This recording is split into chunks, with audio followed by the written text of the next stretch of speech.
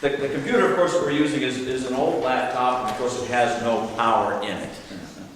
So because it has no power, some of the things that I had prepared to do, we had to stop and rearrange at the last minute also. So that didn't help things. So hopefully everything's in the right order, or we'll really be jumping kind of chaotic here. And that's okay. We can do that. We're going into chapter 7 of John. You know, we kind of took a sidetrack last week.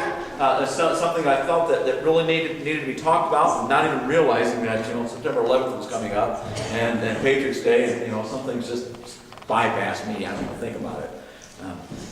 But the thing about terror is just that. We will not give in and let them control us. And if they keep us from going places and keep us from doing things, then the terror has worked and they haven't had to do a thing. So, that was nice. So back to John. We're in John chapter 7, and where we're picking up is at verse 1. In verse 1, it talks about, well, we're going to be talking about mainly Feast of Tabernacles. Because that's what the chapter 7 is really about. Is the Feast of Tabernacles is getting ready to happen. And Jesus is kind of staying away from the city because, you know, he's got people there that want to kill him. It's not that he's afraid of being killed. It's just not time. And so he's kind of backing off a little bit. And, you know, the disciples are trying to get him to go. And we're going to see how that all intermixes. And then we're going to look at what the Feast of Tabernacles is really about. You know, it's kind of dumb for us to talk about it and not know what it is. You know, and it's not the only place that we hear about it. When we see that passage of Scripture, you know, where Jesus and Peter and a couple of the other disciples go up on a mountain and the transfiguration happens. And remember, Peter talks about, oh Lord, should I prepare three buildings, three places? That's what he's talking about. The Feast of the Tabernacles is happening. And so he's wanting to know, should I prepare three of them? One for you and one for Moses? And, you know, and so it's not a dumb thing that he's saying. We usually think of poor Peter. He just kind of blurts out anything that's in his mouth, right? Kind of like poor Jim. So Peter's actually, he's thought through this. And we always think, that's a dumb thing, Peter. Here you're up on this mountain. Why are you going to build these three little... Because it's the Feast of the Tabernacles that's going on. It starts to make a little bit more sense. So we're going to talk about the Feast of Tabernacles. Well, first, here we go. First one, and we're going to use the NIV. And it says, after this, Jesus went around in Galilee. After this what? Well, remember, we took that week off, and it took us a couple weeks to get through chapter 6. What was chapter 6 dealing with? Dealing with the feeding of the 5,000 plus. And you remember that you know, they all slept, and Jesus told the disciples to go on ahead, and then all of a sudden, you know, he's walking on the water at night. And so they got to the other side. And remember, he had a conversation with them and talking about that you just are looking for me because you had your stomachs filled. And he started telling them what it would be like, what they would have to do to follow him. And what did many of them say? Sounds like work to me. And so they left. So that's where we're at. Many of those 5,000 plus disciples went home. Because he said, it's not going to be an easy task for you to follow in my footsteps. That's where we're at. After this, how long after this, we don't know, but you know, sometime after that, Jesus went around in Galilee. He did not want to go about in Judea because the Jewish leaders were there looking for a way to kill him. Again, it wasn't that he was afraid of being killed. It was that it wasn't that time yet. His whole ministry is still building up here. The disciples, yeah, they got a good little foundation going. There's still a lot to learn.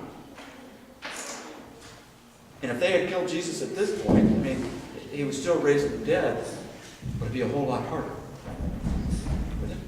Because they haven't got that firm base now. So, verse 2 says, so when the Jewish leaders' Jewish festival of Tabernacles was near. Jewish Festival of Tabernacles. You know, there's a lot of the Jewish festivals. The Jewish Festival of Tabernacles is kind of like the last one, you know, when you get down to it. And well, I'm getting ahead of myself here, as usual. So let me see if I can get some information. There are 12 months in the Jewish calendar, like ours, kind of. But theirs are 29 and 30 days months. So about every 3 years they have a leap year, and it contains an extra month in there. Wow. Why? Because, well, that kicks everything back the way it's supposed. Everybody always wonders, well, why is Easter a different day every year? Why is the Feast of Tabernacles a different day every year? This year it's like October 9th, I believe it is. I got it in here something. October 9th. It wasn't October 9th last year. That's why. Because the seasons change, but they use that 12 and it's only 29 and 30 days, unlike the Julian calendar where it's 30 and 31, except for February it's 28 sometimes, and then it's a 29 day. So we do the same thing, don't we? But they just kind of, every 3 years, just throw an extra month in there and get it all taken care of. Makes it pretty easy. So the Feast of Tabernacles, also known as the Feast of Booths, or the Sukkot. I know I'm saying that wrong. You know how I am with this stuff. You know, especially that's a Hebrew thing. So it's any place from the 15th of September to about the 22nd of October. You know, that's a whole month time. Yeah, it's a whole month time frame in there. Yeah. So, on the first day, there is Leviticus, and this is where this comes from. Leviticus 23, 40 to 43. On the first day, you are to take branches from the luxuriant trees, from palms, willows, and other leafy trees, and rejoice before the Lord your God for 7 days. It's a fantastic, it's a fun festival. It's at the end of the harvest, which is always a fun time. You know, that's when ranchers and farmers used to have their parties, right? You know, everything's done, we got everything in, now we can relax and have a good time, right? So that's part of this, part of the festival. The other part of the festival is why did they have to build the? Do you remember? They built these as they left the 40 years of wandering in the wilderness. That was their booths, and so they built those to stay in. So there again, it's a fantastic time. Now, 40 years is a long time, but they came out of that deliverance thing. They came out of that bondage. So for 7 days. Celebrate this as a festival to the Lord for 7 days each year. Live in temporary shelters for 7 days. All native-born Israelites are to live in such shelters, so your descendants will know that I had the Israelites live in temporary shelters when I brought them out of Egypt. I am the Lord your God. They still do this. So, Feast of Tabernacles is a week-long celebration of the fall harvest, one of the 3 pilgrimage fests that they have. They commemorate the 40-year wilderness journey, like I said, in remembrance of God's faithfulness and protection. During the Israelites' wilderness journey, they dwelt in temporary shelters or booths, or tabernacles, they called them. On this holiday, the Israelites were to build and dwell in booths for 7 days to remember God's care for them in the wilderness. And they still do this. They eat at least one meal a day in these booths. Now, they're pretty, I won't say they're fancy, but they're fancier than the ones in Moses' day. I've got a picture here someplace. The Sukkot is a joyous fest when people rejoice in God's forgiveness and material blessing. This feast represents the final harvest when all nations will share the joy and blessing of God's kingdom. During that time, all believers will celebrate this feast. You can picture that. That's kind of like sitting around the banquet table of God. Huh? And we'll celebrate. So the Jewish people continue to celebrate this by building the temporary buildings, the booths, for 8 days. The 4 special plants that they use the myrtle, the citron, and I'm not sure how they use that. I guess the leaves off the citron plants, the trees. Palm branches and willows. There's kind of one. You can barely see it there. The booth is a temporary structure built of wood and wooden canvas. The roof was made of branches and leaves, with enough open space to see the stars. See, I always thought it was totally covered. Kind of a neat thing, isn't it? This is kind of nice. Of course, this is a modern one. Jesus' day, that GE hadn't really been in production too long, so that light bulb probably wasn't there. It's usually erected on a lawn or a balcony, and often at least one meal a day is eaten in this building. It is decorated with fall flowers, leaves, fruits, and vegetables. Kind of a neat tradition when you get right down to it. It's kind of nice. So that's what the Feast of Tabernacles is like. Not even try that. It's the branch that's swayed. It's swayed in all four directions, north, south, east, and west. It symbolizes God's presence everywhere. These are the leaves and things that are woven together. That we talk about. Barely see it there at the person's hand. In Jesus' time, two ceremonies of water and light were part of the last day. That's what we're going to talk about next week, is this water and light. Okay? Goes back to what we've been talking about, haven't we? We talked about the woman at the well. And Jesus talked about that he is the light. So here he's bringing these all back together again. In those days, the priest carried water from the pool to the temple, symbolizing that when the Messiah comes, the whole earth will know God as the water covers the sea. Wow. When Jesus attended the Feast of Tabernacles on the last day, he said, "If anyone is thirsty, let him come to me and drink. And whoever believes in me, streams of living water will flow up from within him." So that's next week.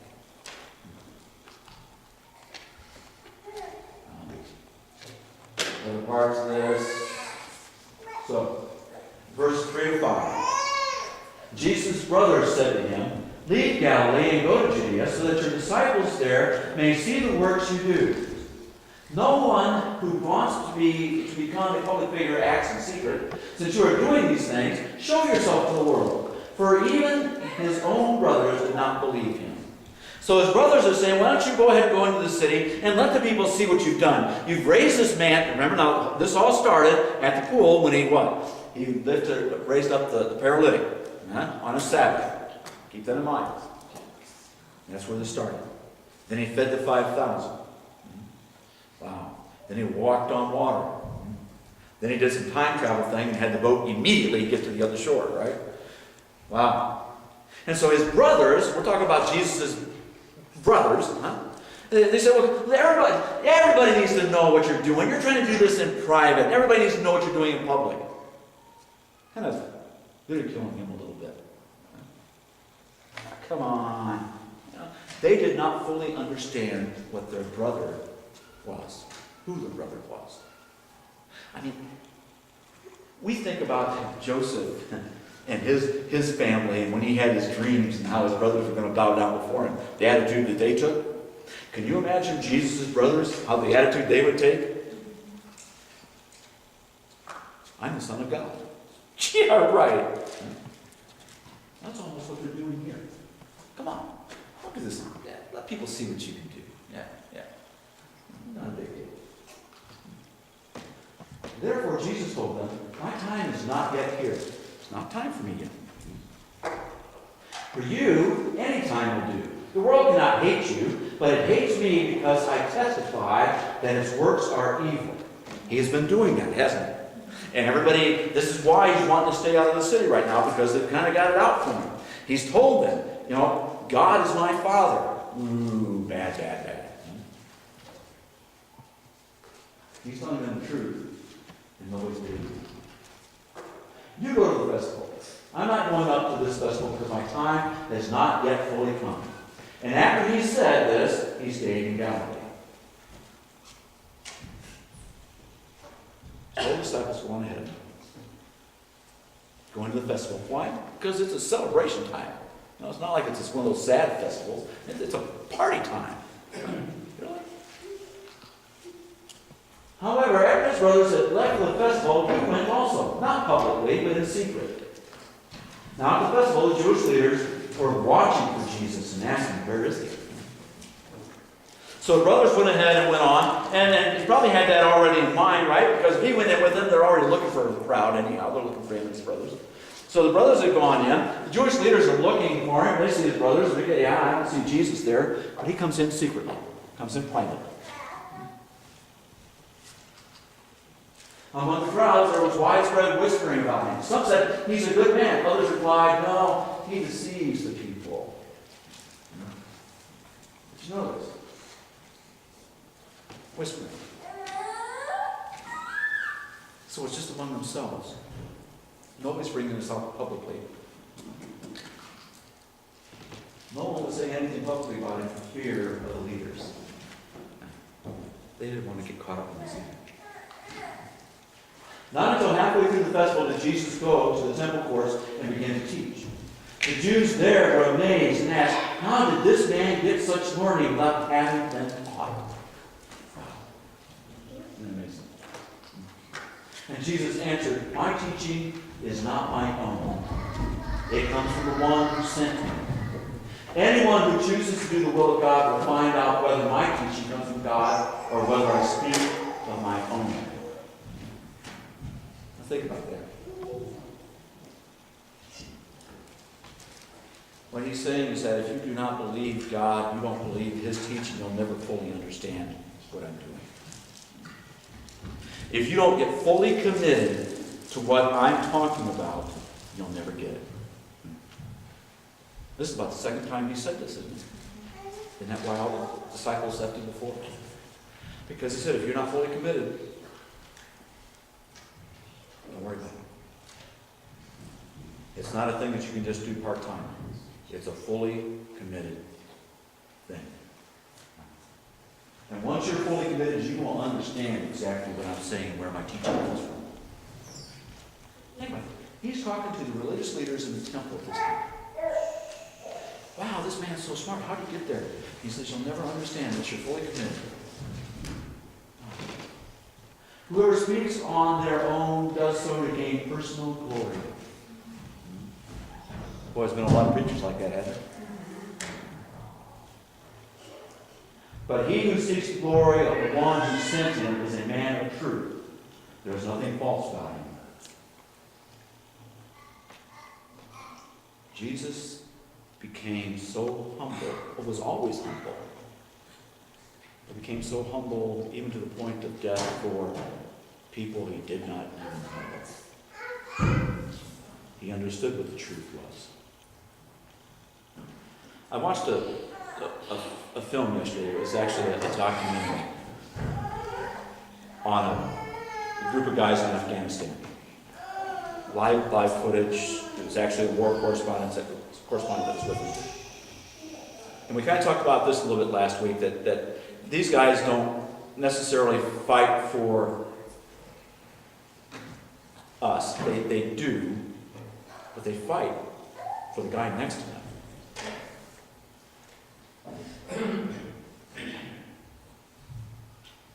And at the end of this, in a military ceremony, what they do is they do a roll call at the funeral. And part of that is that the person who is deceased doesn't answer when his name is called.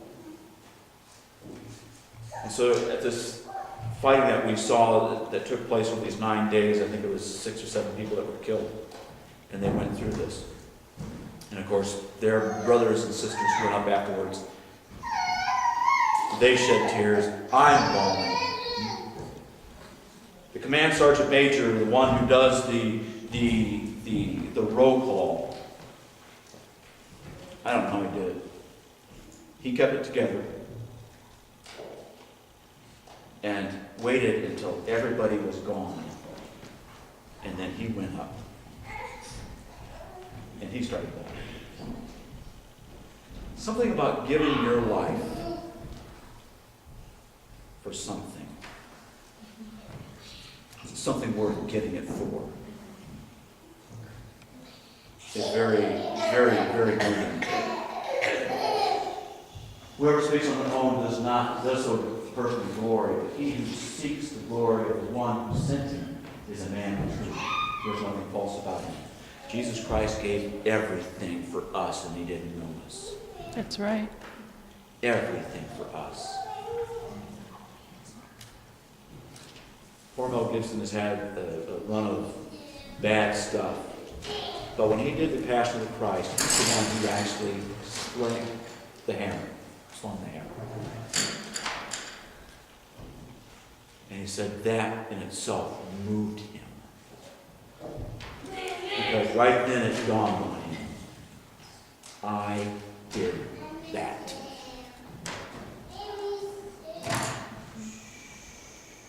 Nothing else. Has not Moses given you the law? Yet not one of you keeps the law. Why are you trying to kill me? Your demon-possessed crowd answered. Who is trying to kill you? The first part. Has not Moses given you the law? What's he talking about? He's trying to again, bring back the point of raising the paralytic at the pool on the Sabbath. The law of Moses stated that when a boy was born, 8 days later he had to be circumcised, no matter what day of the week it was. So even on the Sabbath, if that child was 8 days old, it had to be circumcised. That's work. Right? Jesus is saying that wasn't it more important to bring somebody and make them physically whole again? Isn't that more important than the circumcision? Wouldn't that make more sense? To totally heal somebody? And yet, you're breaking the law.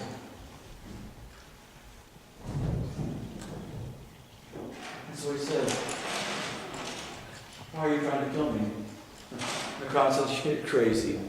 Who's trying to kill you? You're demon-possessed. And Jesus said to them, I did one miracle. And you were all amazed. Talk about the raising of the paralytic.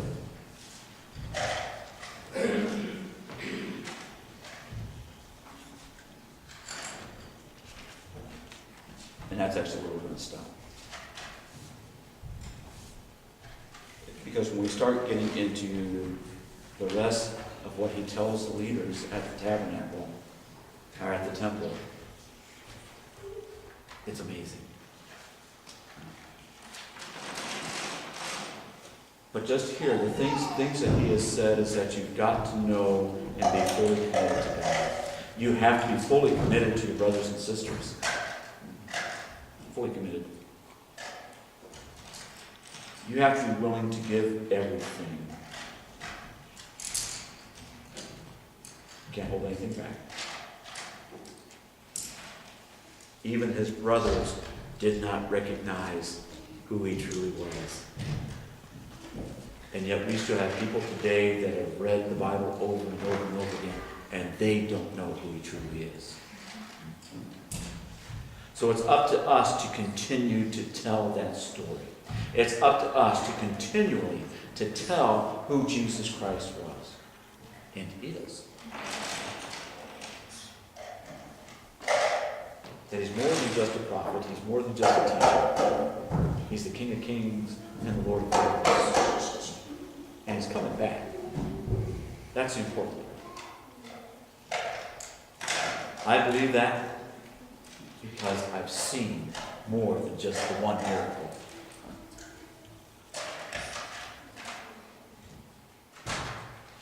Lord, I'm amazed by you. Amen. Why don't you go ahead and stand.